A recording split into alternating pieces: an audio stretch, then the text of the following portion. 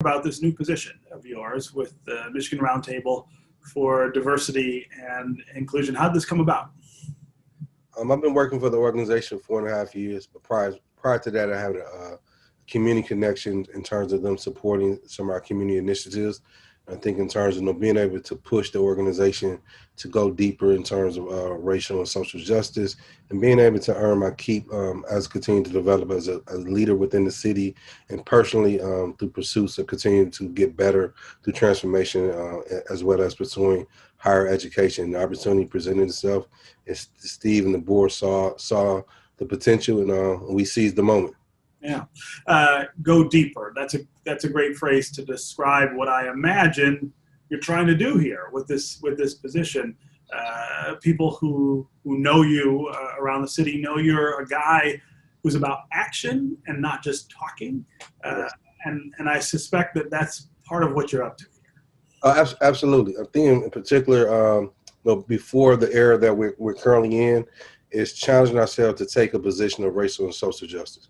Again, particularly as black folks, we've inherited a lot of inequities, and as a result, we fought against it. And a lot of other people, in the current time, like this work is led by nonprofit, but again, what we know as black people, whether we get paid for it or not, we have to face these inequities. We have to figure out how to do it. So, trying to bring that type of mentality, whether you get paid for this or not, we have to change this, and this is bigger than what we can get paid for. It's just fortunate enough that some of us get paid for it, and so being able to find that common thread in there. But also, Detroit is a predominantly black city.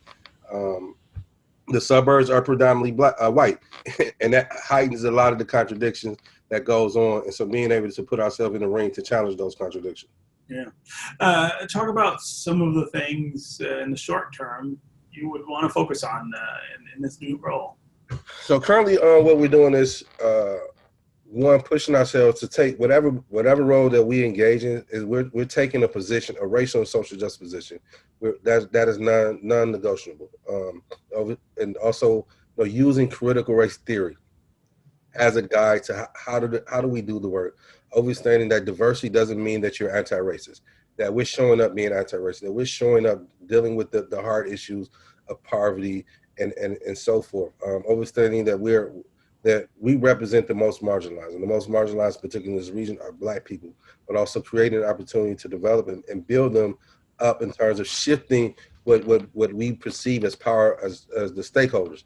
Seeing the people, those who are oppressed, as the stakeholders, that their lives matter, that the equity of being here 3-4 generations of Detroiters matters. And so the position that through the community house that we built, and also in the process of doing another one. So digging deeper within the hearts of the neighborhood and creating an opportunity to uplift those voices. Yeah. This is, of course, a moment where I feel like there's more people paying attention to these issues than before now, and now I'm talking about non-black people.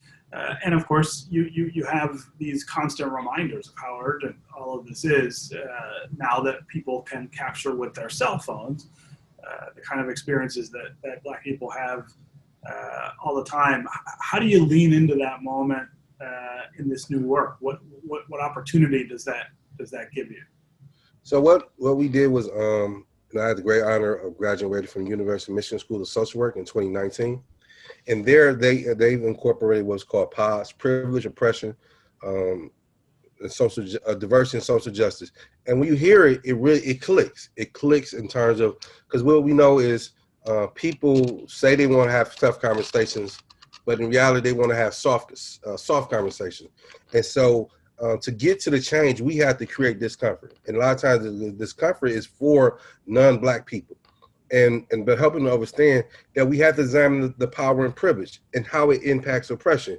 And to get to authentic diversity, we have to land on racial and social justice. So understanding that journey, understanding those roads, there's different expressways, but they interconnect.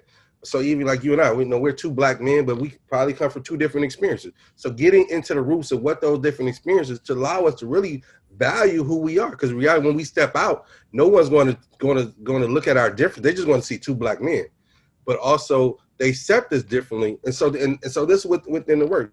Ignorance is something that we all uphold, but ignorance has become a way of life. And so being able to uproot that ignorance and as well as uprooting racism is the objective. Yeah. I wonder what you think of the opportunity to not just take this message to young people, but to adults. I feel like it's often more difficult to get these messages across to people who've been stuck in their ways for a really long time and maybe don't think there's anything wrong. I think what impacts people across racial, gender, and social economics is being authentic, just being very real, and also, or substituting the word real for being vulnerable.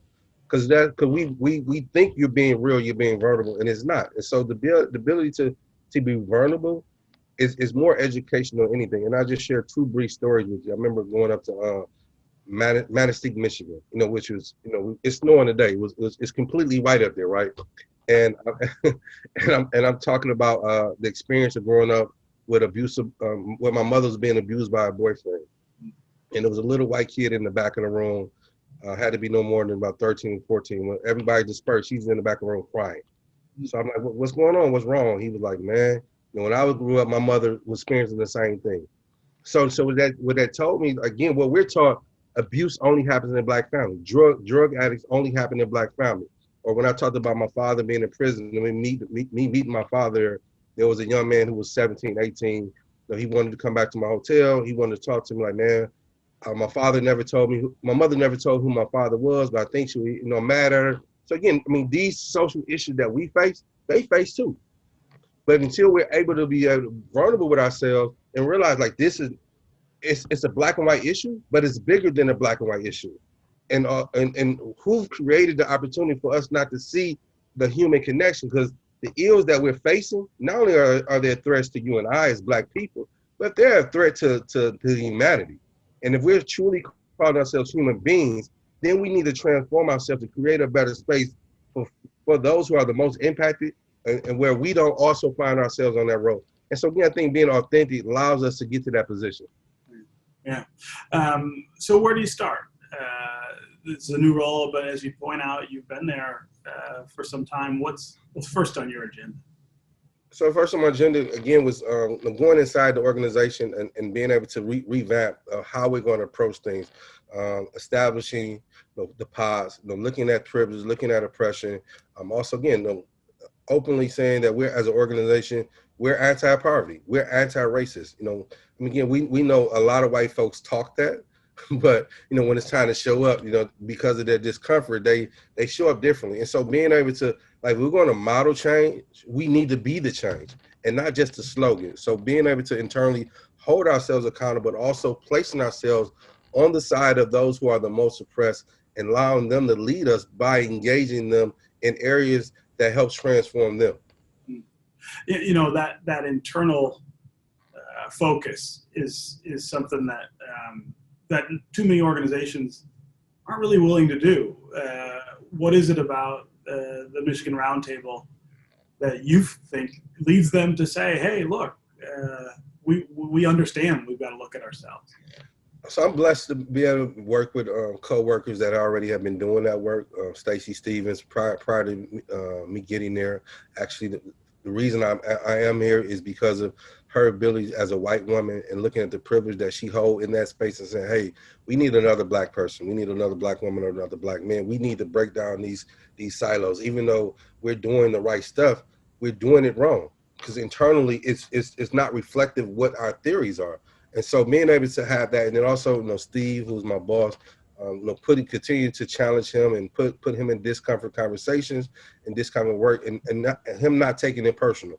Understanding like this is bigger than anything that he can get paid for. And so trust, and as you know, doing this work, we got to trust each other. And trusting each other is building real sustainable relationships in the barracks. And the barracks is where we're showing our ugly selves, because again, this work existed before I was born. And the goal is for it not to exist after I'm passed, but we have to get to a point where having a confidence and faith. So the confidence, faith they have in me, I have in them. And also, just to be honest with you, like if you told me growing up, like this is who I would be, and I was like, man, you crazy. Like this is, because this wasn't the reality, but it shows you the power of God. It shows you the power of transformation, education, and commitment to continue to do better. And I think some people don't agree with me, but I think what most people do agree with is that I'm consistent, that I'm passionate, and that I am very sincere and authentic.